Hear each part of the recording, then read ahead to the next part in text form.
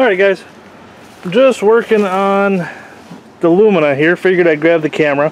I know I said I was going to do a time lapse while I did this, but we don't have the best weather here tonight, and I'm working outside of the garage, unfortunately, just trying to get this all done on the trailer because I am wanting to run it again here on Sunday, so I was kind of hoping to not have to go through the work of moving it all over the place. So I figured I'd just give you a couple steps.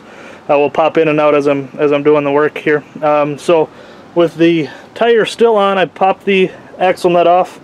It's right there. Once it got out to the end, hit it back with a hammer, twisted it the rest of the way off, and grabbed the washer out of there. And let this guy just fall, because obviously there wasn't anything left in there. And you can see lots of pieces, chunks, where everything kind of blew apart.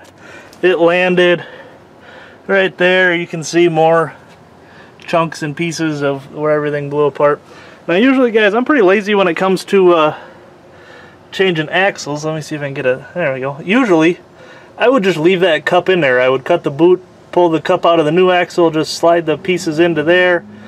But as you can see, that axle's actually laying down kind of on the subframe, so I am thinking that from the feel of it back there, it actually already started to slide out. So I'm going to finish pulling that the rest of the way out. We'll put this one in the right way, that's fine.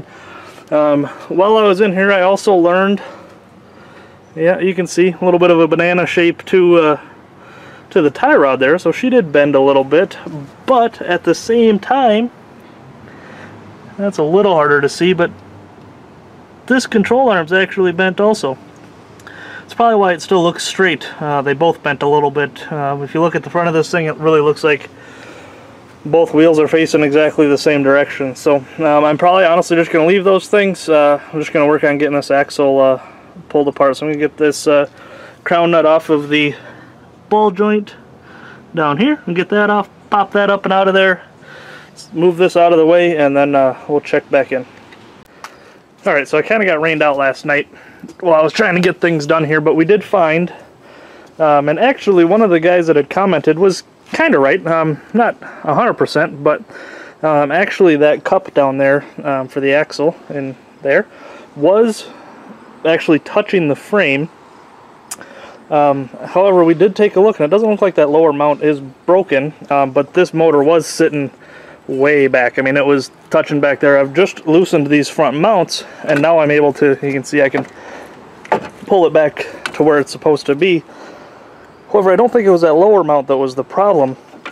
These ones just didn't, you know, usually these things will kind of break, not break, but you know, they'll separate so that the motor will still stay in one spot, but it's just, everything stayed straight. These came up and were just touching the hood, and it really just shoved that motor back. So we're going to do our best here. We're just going to shorten things up a little bit, pull this thing forward so that that cup, I'll get you a better view down here, so that the cup, you can see it's already starting to come up off of the frame. So we're going to pull that motor forward so that that gives us a little bit more space right there. And I got to clean things up down here a little bit. I can't really see what I'm working with, but just want to make sure that everything's good to go. So we're going to get that motor pulled forward, chain her in place, get this axle done, and make sure we can get to the Derby tomorrow. Alright, making a little bit of progress here. I just thought I'd stop in and show you guys what I've learned as I work on trying to get this thing fixed. I was right, the motor mount underneath, it's not broken. I undid these top two mounts, and take a look at this. That is where those mounts would be if they had broke. You know, I don't know how many, I've run a decent amount of W bodies, and usually, you know, the core support comes in and these things start to kink and they end up straight up in the air if you don't have them welded solid, which I usually don't have these front ones welded solid. So usually they end up sticking up like that, but usually the motor stays where it's supposed to. These ones, everything stayed solid and it just pushed the motor back. So that's, if you just plop them off and put the motor back up and down, that's the angle they come back at. And I was trying to figure it out, because really, I mean, I see this little bit of a dent in the core support, but it doesn't look like it's near bent enough to have that kind of an angle. And then I looked a little closer. Remember, I didn't have the hood off of this car for quite a while. Take a look at that. That's pretty impressive to me. I've never had a W body do that. It actually separated, and the whole space that the core support mounts to folded back over itself. I mean, if you look at the amount of space that's folded here, that's probably an inch or so on top of the little bit of a bend that it's got also. And I mean, there is definitely more damage up here once you get the hood off and take a look at everything. You can see where it's all starting to wrap around the frame. So what are we going to do? Well, we're going to fix it. I haven't decided exactly how yet. I'm going to make these mounts solid one way or the other. Maybe brace the motor a little bit better in back. I'm going to go double check the rules for bone stock, exactly what I'm allowed to do, and then we'll get back with you guys here in a bit. Alright, so I came up with a plan. Here's what we're going to do. You can see this is what the motor mount used to look like. I could have welded it down there, welded it together, all that stuff. I don't want to do that. That is too much here. It's going to make it more difficult to get the hood on and stuff. So, since this is pushed down as far as it has, I don't want to pull this back out and just end up ripping stuff and have more problems than I have currently. So what I'm going to do, I'm going to let this motor back a little bit. I'm going to wedge this, what's left of the motor mount, underneath here. I'm going to weld what little bit I can underneath this lip of the core support. And then I'm going to take a plate, starting about here probably, and weld it over the top so that we can make this all solid and make sure this motor stays in place. So I'm going to get to work on that, and we'll show you the finished product. Alright, and there's the result. Ignore the welding, I welded it, not Adam, so that's the reason it... Disclaimer. Ignore the giggle from over there. So that's why she looks like crap, but I think she'll hold, and that's really all that I care about. Just took what was left of the wishbone, tucked it underneath there, welded that in place, and then welded the plate across the top of it. So motor's back to where it's supposed to be sitting. Looks fairly happy. Now we can actually get to work with the job we started at that I still haven't made much progress on. Wheels still sitting down here. You can see my soapy water from when I tried to clean to make sure that this motor mount wasn't broken.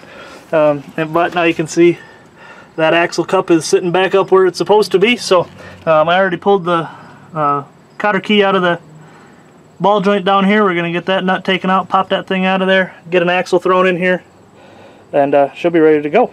Well, now we got one more minor change that I'm going to need to make, but we'll look at that in a minute. Alright, we got the ball joint pulled. Got everything kind of, just hooked her up to a ratchet strap, pulled it all out of the way so that I can get in here. Ignore Adam over there. So, you can see, we definitely got some crookedness in here. That tie rod, this control arm, she's definitely bent. But it's still going to work, so I'm going to get the new axle thrown in. We'll work on getting this thing all buttoned up and put back together. And would you look at that, she's ready to start rolling again. We got the axle put in. Axle nuts back on. Ball joint back in place. I just got to throw the cotter pin back in there. She's still bent, she's still ugly, she still ain't looking good, but she's a derby car. She's ready to roll again. We'll get you an update soon on the full car. Actually, no, we got one more update here before we call this one good. And you know what that is? Well, let's see. First off, I did cut that threaded rod because it was kind of bound up, so that made it easier to get the hood off. But we do have one more large problem with this car, so we're gonna get it fixed. We've tried this once before and it worked, so let's see if we can fix this car one more time. I think she's rebelling against us. Why? Because we painted it originally for the Last Man Standing show. We didn't paint it like our normal scheme. So let's see if we can fix it. Much better. I think we'll take it just like that. Now it's the color that our derby cars are supposed to be. Well, my derby cars are supposed to be. Adam does his a little bit different, but hey. Hopefully, new look, the way that a derby car is built, not a Last Man Standing car. Hopefully she'll treat us well, give us the run that we want. We're going to get this thing wrecked tomorrow. So, guys, I'm going to go in for a beer. Appreciate you following along. As always, get goosed.